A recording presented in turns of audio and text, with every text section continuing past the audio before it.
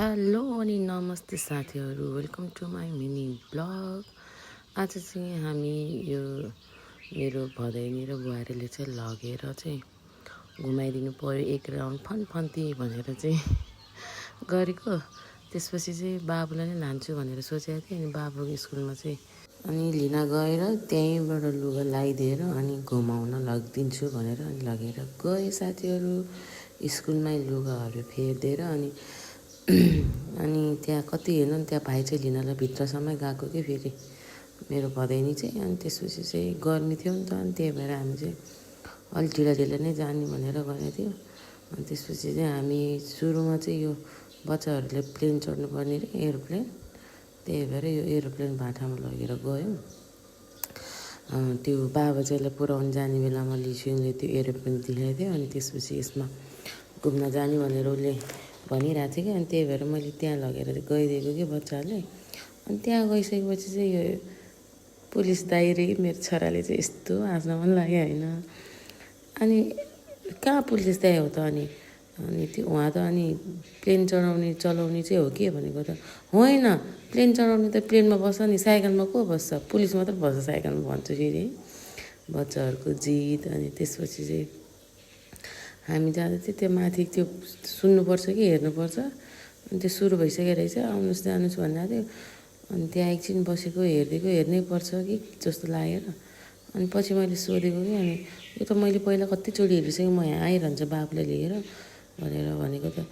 तपाईँ त्यसो भए तपाईँ नहेर्दा नि हुन्छ नि त भने कि। अनि हुन्छ भने त ठिकै छ नत्र भनेर अनि फेरि यता आएर यस्तोहरू खिचेँ। अनि त्यसपछि मैले चाहिँ बच्चाहरूलाई चाहिँ ड्रेस लगाइदिनु पऱ्यो भनेर अनि ड्रेस पनि मागेको थिएँ कि मैले।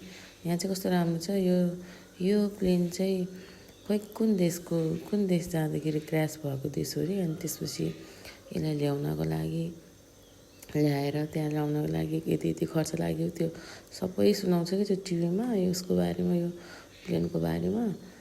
अनि यो दुईजना बच्चालाई चाहिँ ड्रेस लगाइदिएर अनि एउटाले चाहिँ त्यहाँ गुडाउन खोज्छ मलाई लाग्छ त्यति थिच्न खोज्छ। त्यहाँ मक्ख भइरह फेरि हेर्नु नि त्यहाँ यो दिदी चाहिँ र भाइ चाहिँ फेरि नभए नहुने भइसकेपछि जुदाइ नै गर्ने है।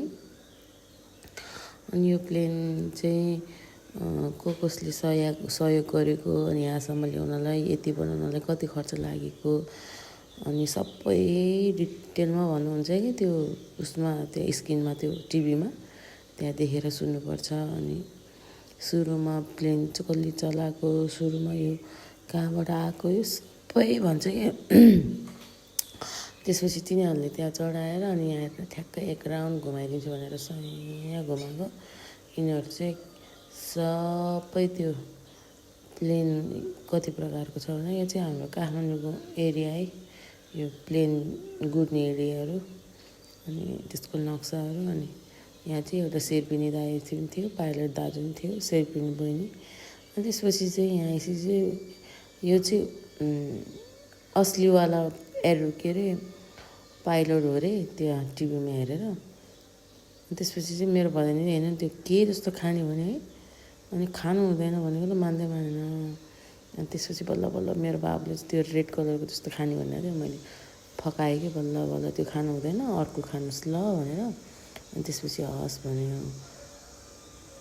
त्यसपछि यसो हेरेको लस्सी रहेछ कस्तो, मलाई त गर्मीले टनाटन भएको त। अनि लस्सी नि खाएँ, चेस गरौँ भनेको त चेस पनि गरेँ कि फेरि मेरो बुहारीले। अनि यिनीहरू दुईजनाले फेरि त्यो देखेछ खेलाउन, त्यो किन्नु पऱ्यो अरे भनेर फेरि त्यहाँ कम महँगो हुन्छ, त्यहाँ भित्र एकदम महँगो हुन्छ कि।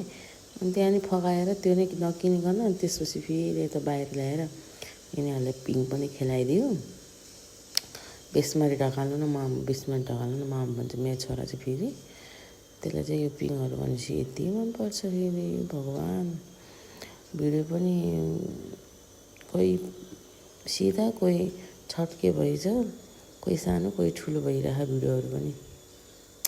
त्यसपछि चाहिँ यिनीहरू चाहिँ त्यहाँ गएर खेल्न थाले। दिदी त भाइ यस्तो घाममा पनि तिनीहरूलाई गर्मी नभएको, मलाई चाहिँ गर्मी भएर टाउको दुखिरहेको साथी। त्यतिखेर साथीहरू है कस्तो टाउको दुखिरहेको हैरान भइरहेको थियो, मेरो स्वर पनि बसिरह। उनीहरू खेल्छ तर जे होस् बच्चाहरूको लागि यहाँ चाहिँ एकदम राम्रो छ। आएर बच्चाहरूसँग इन्जोय गर्न सकिन्छ, खेल्न सकिन्छ। बच्चाहरू आफ्नै तालमा खेल्छ। आमाहरू मजाले बस्नेलाई त्यहाँ बस्ने स्पेस पनि ठुलोको छ, मजाको छ। मजाको छ, राम्रो छ, मलाई चाहिँ राम्रो लाग्यो। तपाईँहरू म त बाबुले यहाँ लिएर गइरहन्छु। मेरो बाबु चाहिँ त्यहाँ सुई चढ्न सक्छ कि दिच्छे चाहिँ बिचरा सक्दैन कि मेरो बाबु चाहिँ त्यहाँ चढेर जान्छ, दिच्छे चाहिँ सक्दैन। अनि त्यहाँ माथि पुग्दै सुरुर आउँछु बच्चाहरू माथिको त हुन्छ नि है। आज चाहिँ फेरि धेरै बच्चाहरू थिएन। पहिला चाहिँ योभन्दा अगाडि जाँदा चाहिँ कति धेरै बच्चाहरू थियो कि आज चाहिँ धेरै बच्चा छैन रहेछ। यिनीहरूको दिदी र भाइलाई नै मौज भयो। एक दुईजना चाहिँ थियो छन चाहिँ, तर यही दुईजनाले चाहिँ यहाँ मौज भयो खेल्नलाई। तपाईँहरू नि आफ्नो बच्चाहरू लिएर जान सक्नुहुन्छ है यहाँनिर चाहिँ। मलाई चाहिँ राम्रो लाग्छ। अब सबैको एउटै सोच हुँदैन होइन, अब फरक पनि हुनसक्छ, नराम्रो पनि लाग्न सक्छ। बच्चाको चाहिँ 75 रुपियाँ लिँदो रहेछ अनि ठुलोको चाहिँ 150 लिँदो रहेछ कि। अनि हाम्रो चाहिँ दुइटा बच्चाको चाहिँ 150 हो कि के लिएको जस्तो लागेको थियो। अब बिर्सिहालेँ क्या मैले।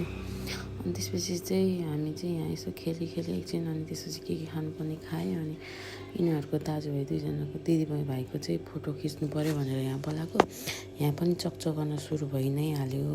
अनि त्यसपछि यिनीहरूले फेरि बौद्ध नै जाने भनेको थियो कि। अनि मेरो बुहारी, अनि त्यसपछि चाहिँ अनि हामी बौद्धतिर निस्किनको लागि चाहिँ त्यहाँबाट निस्किएको कि साथीहरू। अनि बौद्धको भिडियो चाहिँ पार्ट 2 मा आउनेछ।